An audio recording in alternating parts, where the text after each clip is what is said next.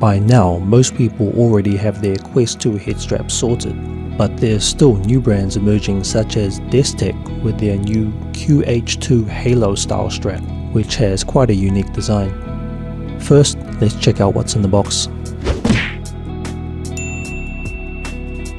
You get 3 different sizes of earbuds and a USB-C cable. Lastly, here's a quick look of the manual. The QH2 comes with a 7000 mAh battery, which is even bigger than the Kiwi Design Elite and Bobo M2 Pro straps. The design of the strap is similar to the Bobo Halo strap, but with a lot more flexibility, as you can adjust both the angle and the distance of the forehead pad to apply more or less pressure. This design is basically the same as the Vario XR3 strap, but that's a $3,000 headset. So this is the first strap that borrows the same design for the Quest 2. It also has retractable earphones built into the strap, which can easily be pulled out and retracted with the press of a button. The padding on both the back and front pads are very dense, a lot more than I've seen in other straps. Now onto the installation. First, just slide the strap onto the rails, plug in the earphone cable, then plug in the USB-C cable onto the headset. Then slide the cable through the band and plug it into the back. And you're done. I prefer Halo over Elite style straps because they apply most of the pressure to your forehead instead of your face. But the problem with most Halo straps is that the forehead pad can't be adjusted. So the advantage of the QH2 is that it lets you adjust the pressure between the forehead and main strap independently. For instance, you might want to apply an equal balance of pressure to your forehead and face, or you might want to apply a little more pressure to the forehead and less on your face. The big advantage of this is emphasized when you use a thin face cover, which can be uncomfortable when you apply too much pressure on your face, as there's less padding when strapped on tightly.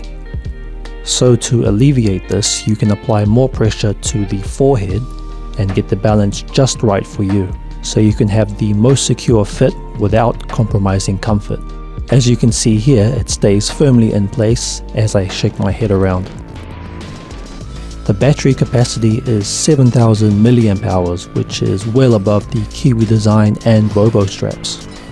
In my test, if I plug in the battery into the Quest 2 at 1%, it will charge to around 55% in 1 hour and 45 minutes while playing. And with the remaining Quest 2 battery at 55%, I get roughly another hour and a half of playtime. So in total, I get about an extra 3.5 hours. Which to me is more than enough, especially if I started playing with a full Quest 2 battery, which lasts 2.5 hours to begin with. As for the earphones, the audio quality is surprisingly good. In fact, it's slightly better than the Kiwi Design attachable headphones I reviewed recently. As with any earphones, there's a lot more sound isolation and detail as nothing is missed. However, with audio, it really comes down to personal preference. For instance, headphones offer greater soundstage over earphones, which is what I prefer in VR. But it is hard to find good headphones for the Quest 2 even after all these years. So these earphones are a great alternative. I especially like that they're built into the head strap, which makes it very convenient as they zip straight back into the head strap with the press of a button. The only issues I have with this is the forehead pad is a little smaller than usual, which means most of the pressure is concentrated into a small area, whereas a larger pad would spread the pressure out. Although this does allow for a lot more ventilation, which I do notice. Also, the weight of the power bank at the back is noticeable when you're swinging your head around, as the momentum can shake the front end just a little. However, this is an issue I have with all powered head straps, so if you're already used to this, you probably won't notice it. Overall, this is one of the most complete head straps on the market. Good enough to compete with Kiwi Design and Bobo VR's head straps, but with an even bigger battery and great audio quality to match. If they had released this years ago, it would probably be one of the top players today. But if you're a new Quest 2 user or you're just looking for an upgrade from your existing strap, I'd definitely consider it.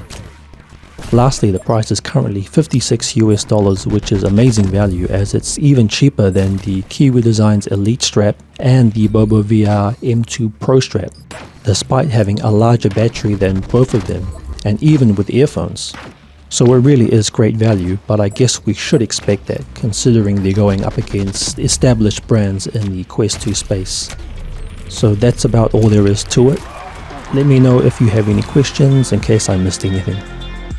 I'm also currently testing out a new VR accessory that solves a problem I've had for years, which I'll be posting very soon. So till then, I'll see you guys in the next one.